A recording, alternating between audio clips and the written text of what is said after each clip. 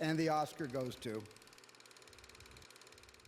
Marlon Brando. You can't talk about 1950s Hollywood without his name coming up, and the best pictures aren't any different. Directed by Elia Kazan, who made the 1947 Best Picture winner Gentleman's Agreement, On the Waterfront is based on a series of Pulitzer Prize-winning 1948 articles called Crime on the Waterfront. Written by investigative journalist Malcolm Johnson, the articles chronicled the corruption and organized crime present on the New York waterfront. Kazan and writer Arthur Miller originally developed the screenplay in the early 50s. Miller dropped out after Columbia head Larry Cohn insisted Miller make the corrupt union leaders communists. Kazan agreed and pushed Miller to deliver. The latter refused, and Kazan brought on Bud Schulberg to rewrite the script. Bud Schulberg was a screenwriter, television producer, sports journalist, and novelist who wasn't one to pull punches when he wrote something. His most famous works are probably the 1941 and 1947 novels What Makes Sally Run and The Harder They Fall, the former being a harsh, uncompromising look at Hollywood stardom. He also wrote the well-known and acclaimed 1957 Elia Kazan drama Facing the Crowd, and of course he wrote today's film, which earned him an Oscar for Best Original Screenplay. Despite the category he won in, Schulberg, who thankfully makes no mention of communists in his script, based his screenplay on various real-life people present on the New York waterfront. On the Waterfront follows New Jersey longshoreman Terry Malloy, played by Marlon Brando. Terry is a former boxer who had a promising career until he threw a fight for his older brother Charlie, played by Rod Steiger, and Michael J. Skelly, better known as Johnny Friendly, played by Lee J. Cobb.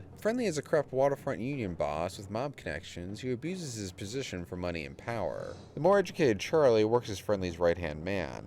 Terry does the occasional job for Friendly, but he isn't fully comfortable with Friendly's corrupt ways. Friendly tests Terry's loyalty when he makes him persuade a longshoreman named Joey to go to a roof, which Friendly's men throw him off of. Terry thought Friendly's guys were only going to rough up Joey, who was a good man who fought against Friendly's abusive control. With the young men now dead, Joey's sister Edie, played by Eva Marie Saint, wants justice.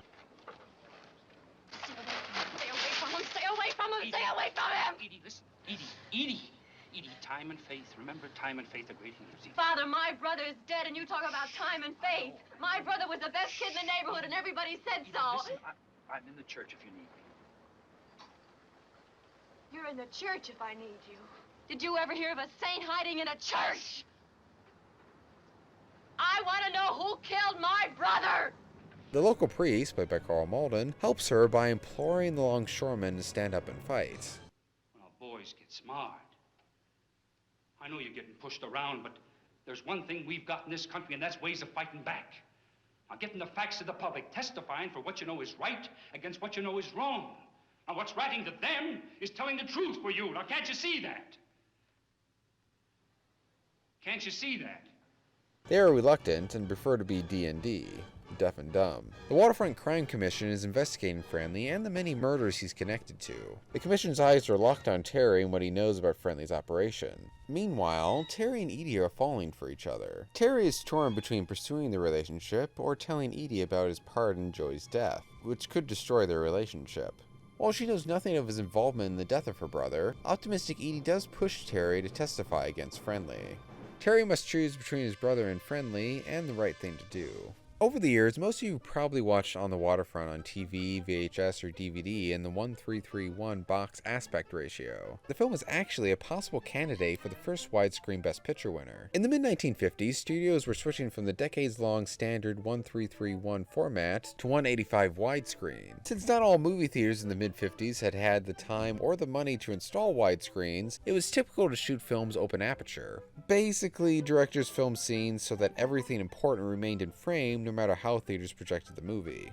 1950s directors and cinematographers shot films this way, but often had a preferred aspect ratio for screenings. Kazan and cinematographer Boris Kaufman filmed On the Waterfront open aperture, but they were never clear about which ratio they preferred, if any. It's a big debate among a sect of film fans. DVD producer The Criterion Collection produced a 2013 home video release with the 3 different aspect ratios the film's been shown in: 1:3:1, 1:6:6:1, and 1:85:1, which all have different advantages. To learn more about that, search for Criterion's video essay about it on YouTube.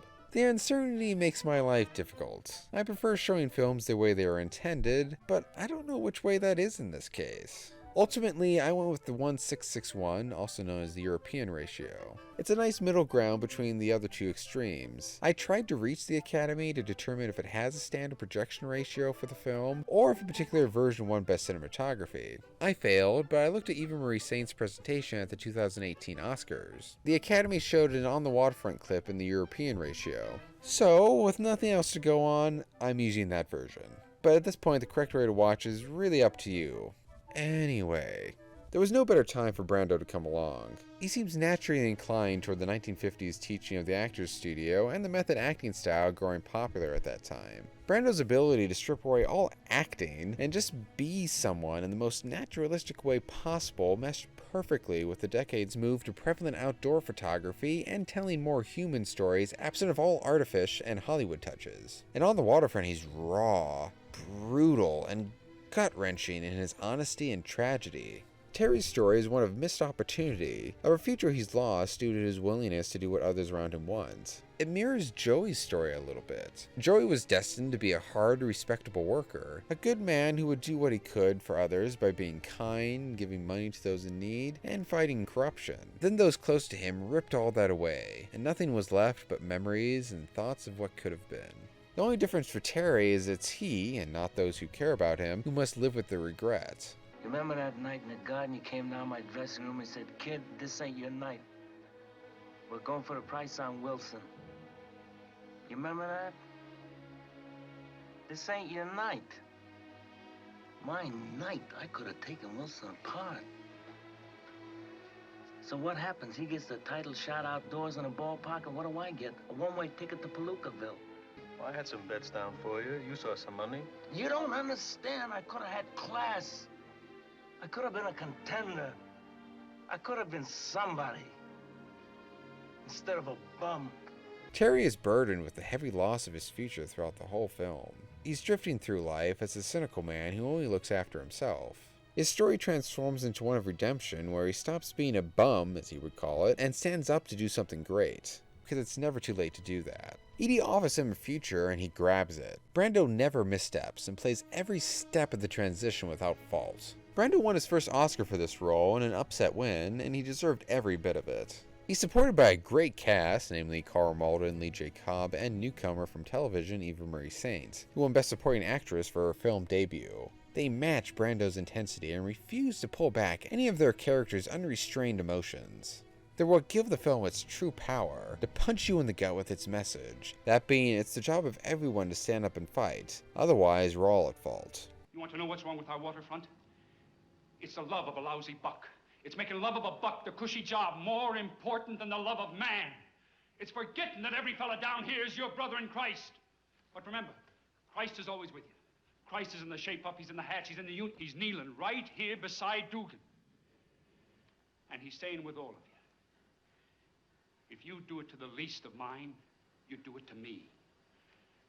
And what they did to Joey and what they did to Dugan, they're doing to you. And you, all of you. And only you with God's help have the power to knock them out for good. They're underscored by the score by the great Leonard Bernstein. It's rife with emotion and intensity. It captures the human tragedy,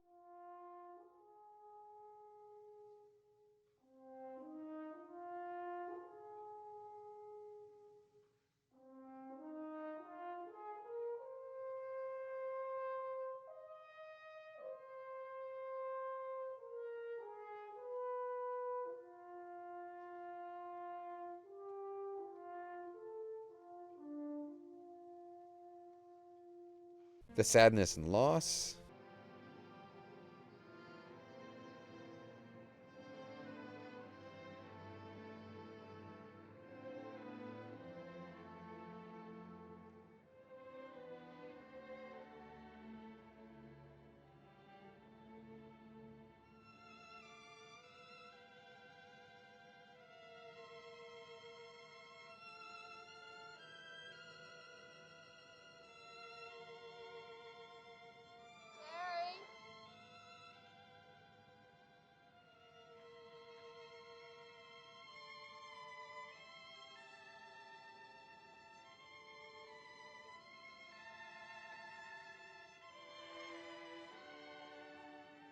and the apparent impossible monster to fight, that being persuasive wrongdoing. This last one gives the movie an air of an epic battle between good and evil that probably would have been absent otherwise.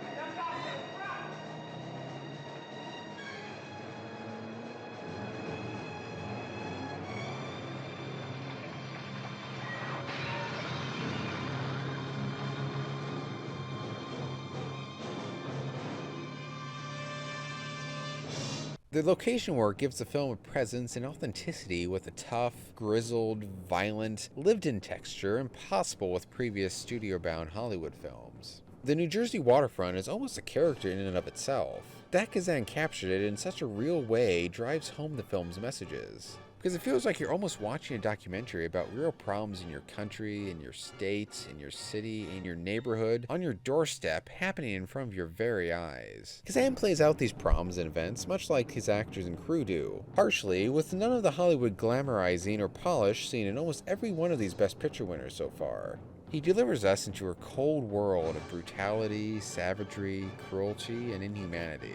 Still, at its center is hope and a call to action to make that hope a reality.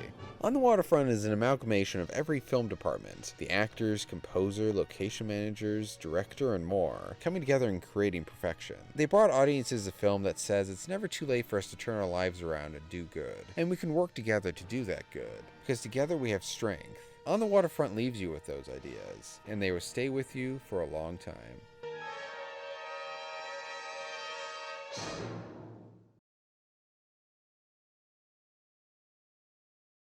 Hey everyone, hope you enjoyed all that. Please let me know what you thought about the review and the movie in the comments below. If you liked the episode, please hit the like button, and if you're new to the channel, please subscribe. A link to my film blog can be found in the description below, and you can also find me on Twitter at CinemaPackRat.